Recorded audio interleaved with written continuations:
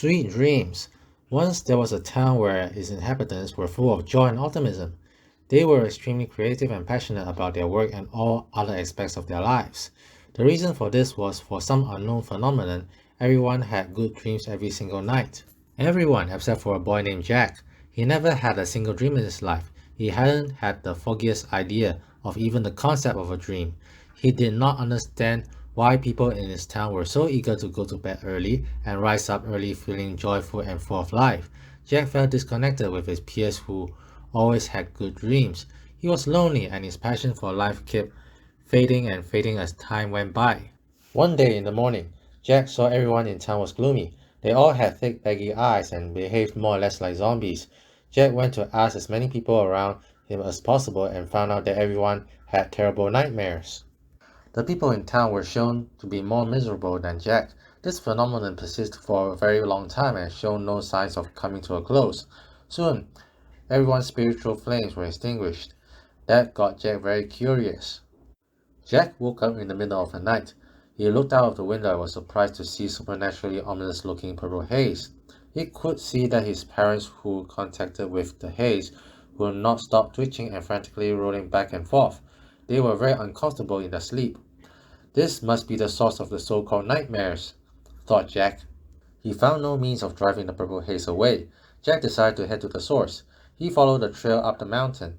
Then he found a huge garden of withered plants and weeds sprouting everywhere. That was where the haze was concentrated. With Jack's perceptive eyes, he discovered a secret passage leading him to a huge room. An old man was lying there. He was no ordinary old man. He was a giant, at least 10 times larger than Jack. He could see the giant old man slowly opening his eyes after a long, heavy slumber. Gathering up his courage, Jack approached the giant and mentioned his town's condition and how the purple essence released from the garden actually causing his people to have nightmares. The giant admitted it. He said that his garden used to be full of magic flowers that produced a heavenly smell that caused good dreams. It was due to a regular wind in the night that carried the scent down from the mountain towards Jack's hometown. But one fateful day, the garden was completely destroyed by a forest fire. The giant tried to restore his garden with magic flowers, but his age had taken a toll on his body. Since he was unable to take care of his garden, thus the garden was in such a miserable state. The magic flowers that withers produce the opposite effect and that explains the nightmares. In his final moments, the giant told Jack how to cultivate those magic flowers. The giant passed away. His whole body vanished in front of Jack's eyes, like a pile of sand dissolved by the wind. Jack went to the storeroom and found the magic seeds, but the first thing he had to do was to rid the garden of its weeds, and already it was a difficult thing to do. After all, taking care of a garden managed by a giant proved to be a humongous task for a small kid to handle. Jack needed help. Jack tried his hardest to convince other kids that their nightmares were related to the withering garden. Although they had doubts, some were willing to come.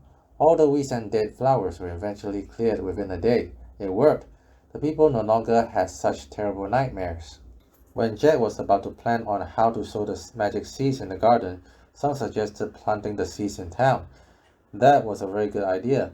By the time the magic flowers blossomed, the good old dreams finally came back. Every townsfolk's flame got rekindled and was full of joy and optimism.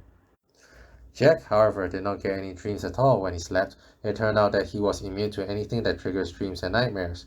But he was lonely no longer. Because of what he had done for the town, he had made many friends and they were willing to share their joy and optimism with him. An unhappy new year. By chance, Jack saw his friend from afar carrying a huge luggage. He looked as if he was in a hurry. Happy New Year, my friend. A new year indeed, Jack, but not a happy one for me. What gives? Sure, the economy is not doing well, unemployment rate is high, AI, rumors of a World War III. But this is the first day of the new year. It's too early to criticize. Remember the thing I told you about my left eye being stabbed by some ruffian? And that's why you wear that eye patch, like Nick Fury. And I lost my job because of that. Bro, a few days after you lost your job, you won the lottery twice in a row and that made you a rich man. If you don't lose your money in a ridiculous way possible, I bet fortune is smiling on you this year. That's the thing. I lied. My left eye wasn't injured by some ruffian. It's by some mysterious circumstances which I could not find word to explain, my left eye gained a special ability, an ability which allows me to see visions of the future. No kidding. Jack made his friend took off his eye patch. Jack could see that his friend's eye was intact. The color of his left eye was somewhat different from his right. His friend, however, looked extremely pale and stepped back. Ah, get away from me! You are a piece of dead flesh to me! His friend took back his eye patch and continued screaming frantically. Living corpses, all of you. But that's not the worst. The whole place will be blown into smithereens. His friend left without even saying goodbye. What the hell was wrong with him? Suddenly, there was a phone call. It was from his wife. Honey, I think I brought groceries more than I could handle. Will you be free to come by and help me out? I'm just near the Raccoon City train station. All right, sweetheart. Vampires for breakfast. Jonathan survived the shipwreck and was stranded on an island. He spent his days living in a tent built all by himself and hunting small fish and animals. One night, when the moon was bright, Jonathan felt someone was calling him, but he don't know what. He stumbled upon an old castle. It had a garden filled with tomatoes. He wanted to pick one of those tomatoes, but thought they might belong to the residents of that castle. So he went to the castle and cried out, "Hello? Anyone home?" There was no response.